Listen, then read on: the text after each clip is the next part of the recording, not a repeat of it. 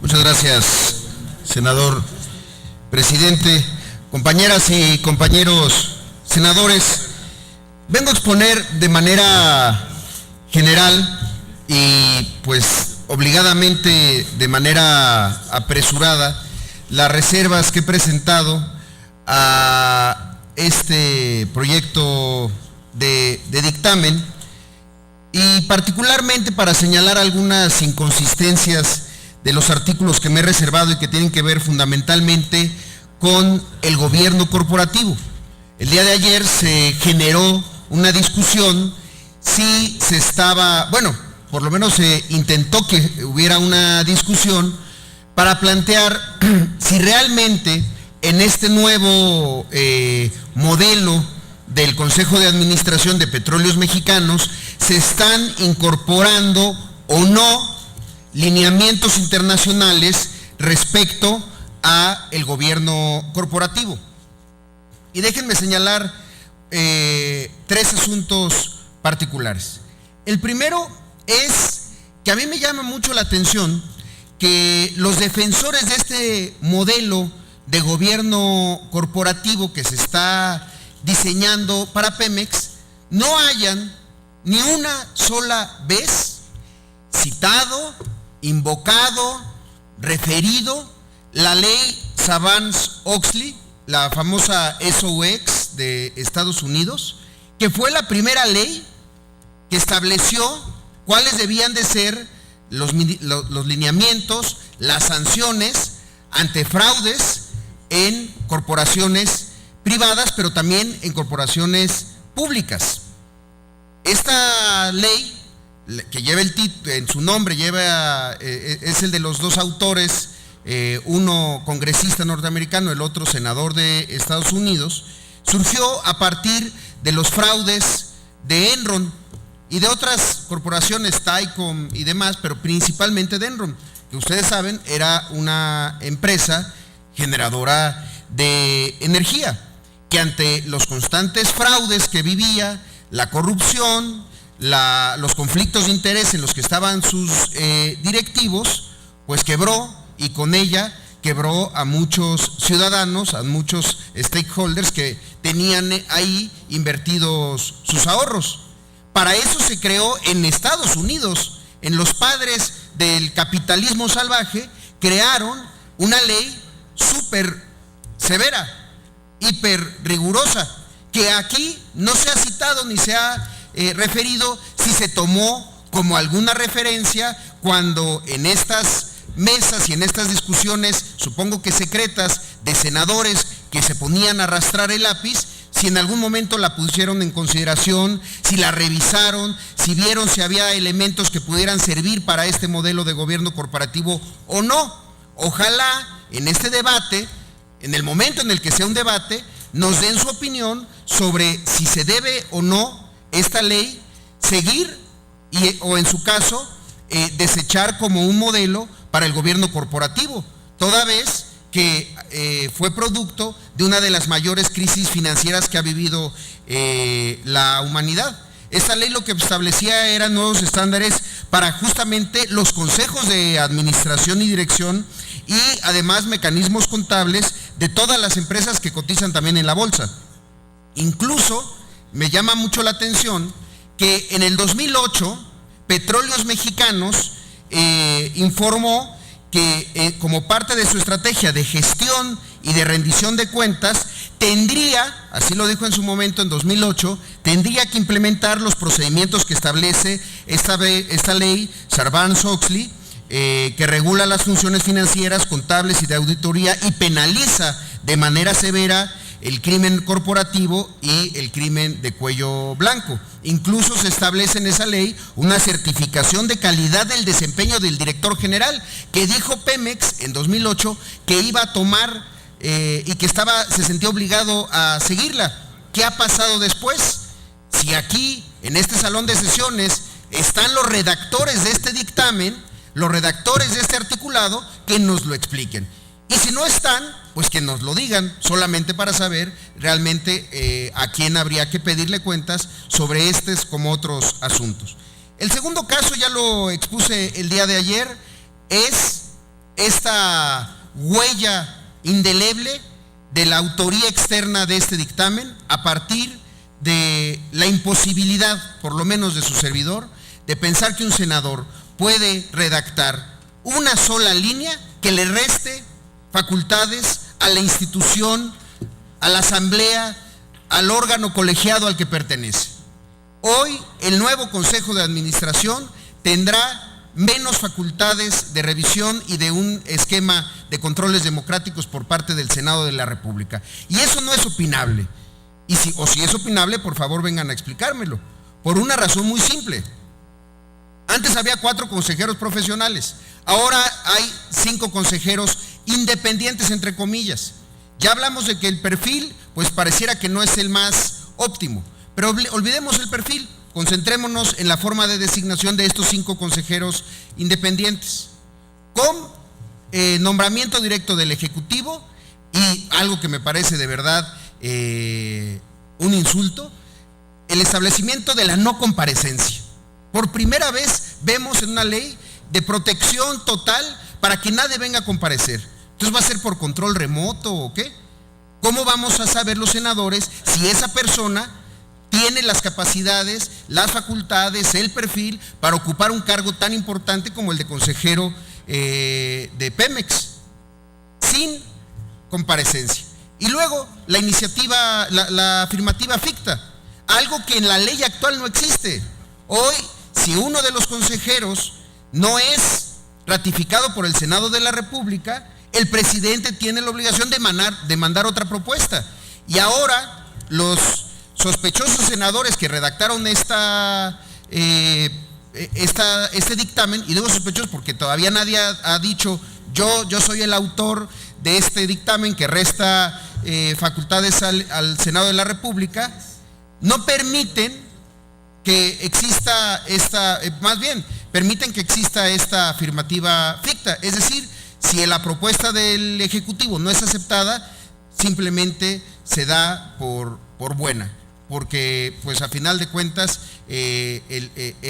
la lógica de esta empresa productiva pues no es del Estado, es una empresa productiva del Ejecutivo Federal, una empresa productiva del Gobierno de la República. Y finalmente, algo que me parece que es importante de señalar respecto a estos modelos que se están planteando sobre gobierno corporativo. Y esto es que debido a las particularidades que implican las empresas estatales, en donde un Estado es el accionista mayoritario o el único propietario de las acciones, la multicitada y muchas veces incluso manipulada OCDE, porque de repente la OCDE es la guía máxima de todas nuestras acciones y de repente la hacemos a un lado y preferimos no escuchar cuáles son sus recomendaciones. Seguramente ustedes, cuando estaban diseñando este modelo de gobierno corporativo, revisaron cuáles eran los lineamientos, las sugerencias, las recomendaciones que en un compilado publicó la OCDE de principios de gobierno corporativo que aplican específicamente a empresas estatales. Estos principios, además de buscar un trato equitativo entre los accionistas y la transparencia de las operaciones y la administración de la empresa, lo que hacen es que regulan la forma en que el Estado se debe de conducir como propietario o como accionista de una empresa. En particular, de acuerdo a estas directrices de la OCDE, que no están en ningún momento, no han sido todavía citadas ni invocadas, en las directrices de la OCDE sobre gobierno corporativo de las empresas públicas, el Estado debe confiar la administración de la empresa en el Consejo de Administración correspondiente y debe evitar, dice, interferir en la administración día a día de la empresa y, por supuesto, en los nombramientos.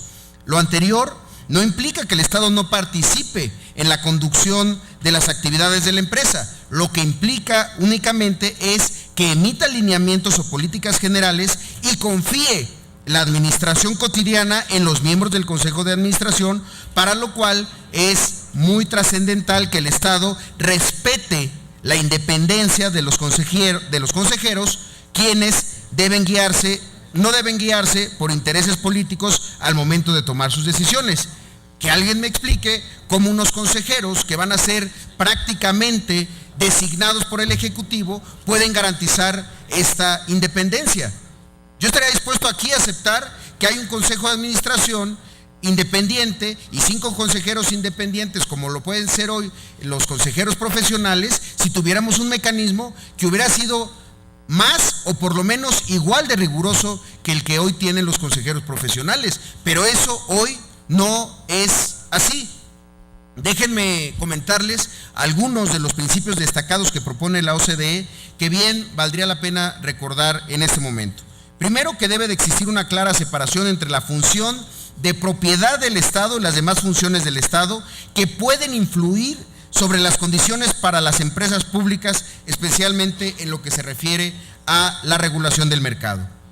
Segundo, los gobiernos deberán esforzarse en simplificar las prácticas operativas y el régimen jurídico con el que funcionan las empresas públicas. Su régimen jurídico deberá permitirlos a los acreedores defender sus derechos e iniciar procedimientos de insolvencia. Aquí hay que recordar que se abrió la posibilidad que solo los acreedores importantes a Pemex no pueden formar parte de este consejo. Los acreedores no importantes, es decir, los que tienen algún adeudo menor, que habría que definir cuál es ese, eso sí pueden. En ese sentido, va en contrasentido total de este lineamiento de la OCDE. Y tercero, la legislación o la regulación debería establecer claramente cualquier obligación y responsabilidad que se exija a una empresa pública en términos de servicios públicos, más allá de las normas generalmente aceptadas. Dichas obligaciones y responsabilidades también deberían de comunicarse a la opinión pública y los costos relacionados con las mismas deberían cubrirse de forma transparente. Otra vez, ¿dónde? Ojalá alguien me pueda explicar dónde en el proyecto de dictamen está incluida o está más o menos cercana esta recomendación de la OCDE con este proyecto de dictamen. No obstante todo lo anterior, los cambios propuestos por el Ejecutivo Federal no están promoviendo con este modelo la eficiencia en las prácticas de gobierno corporativo de Petróleos Mexicanos, ni liberan a su Consejo de Administración de presiones políticas al momento de toma de decisiones, sino que únicamente lo que hacen es centralizar la toma de decisiones en el Ejecutivo Federal y fortalecer la potencial injerencia del presidente en la administración del día a día de Petróleos Mexicanos, lo que contraviene las recomendaciones internacionales en materia de gobierno corporativo. Lo acabamos de ver en la ley de telecomunicaciones, todo un capítulo que tiene que ver con reglas de contacto entre el regulador, el instituto y sus integrantes y los regulados. Pero aquí, si bien es diferente la materia, pareciera que queremos pues que sea un poco más laxo y se va a argumentar que tiene que ver con un tema de eficiencia, pero si la eficiencia se acerca a la imposición de decisiones, o peor aún, si la eficiencia se acerca a la posibilidad de tomar decisiones que contravengan los intereses de la empresa, pues entonces sí estamos en un problema mucho más serio. Insisto que la redacción del artículo 15 no solamente no tiene nada que ver con los lineamientos de gobierno corporativo que se están discutiendo hoy en todo el mundo. Los propios norteamericanos han aprendido a la mala de sus errores de establecer un Estado que no regule bien, que no regule de manera eficiente y transparente. Y hoy no queremos abrevar de esa triste experiencia, porque otra vez creemos que podemos generar un modelo de gobierno corporativo pues muy a la mexicana, más centralizado, con la posibilidad de la injerencia del presidente de la República. Era una enorme oportunidad para establecer desde Petróleos Mexicanos un nuevo modelo de controles democráticos en donde el Senado, a través de sus senadores, pudieran tener que ver y pudieran influir en cuáles son los mexicanos más capaces de formar parte de ese consejo de administración. No entiendo cuál es el argumento que puede dar alguien para renunciar a esa encomienda. No entiendo por qué argumentos puede alguien aprobar un dictamen que solamente le está restando a sí mismo la posibilidad de tener una opinión en el tema más importante de nuestra nación, que es el asunto energético. Sin duda es una concepción muy diferente la que tenemos en el oficio y la responsabilidad de ser senadores de la República. Finalmente, y por todas estas razones, compañeras y compañeros senadores, la propuesta de dictamen sobre ley de petróleos mexicanos no solamente es inconsistente con la función de control democrático del Senado, es además incompatible como mecanismo de construcción de la voluntad del Estado y muy lejano a los principios de gobierno corporativo internacionalmente reconocidos para empresas estatales. Me permito finalizar solamente con una cita de Bernardo Kilsberg, que ha sido considerado una de las autoridades internacionales sobre responsabilidad social de las empresas, que dice: entre las causas principales de la crisis, junto a la desregulación salvaje en Estados Unidos en el periodo anterior y los errores ampliamente cuestionados de lo que el Nobel Joseph Stiglitz llama el fundamentalismo de mercado, se coincide en señalar las deficiencias en los gobiernos corporativos de las grandes empresas del mundo. Estamos con la oportunidad de corregir ese error, construir un modelo con controles democráticos. Ojalá no renuncien a esa oportunidad, compañeras y compañeros senadores. Gracias.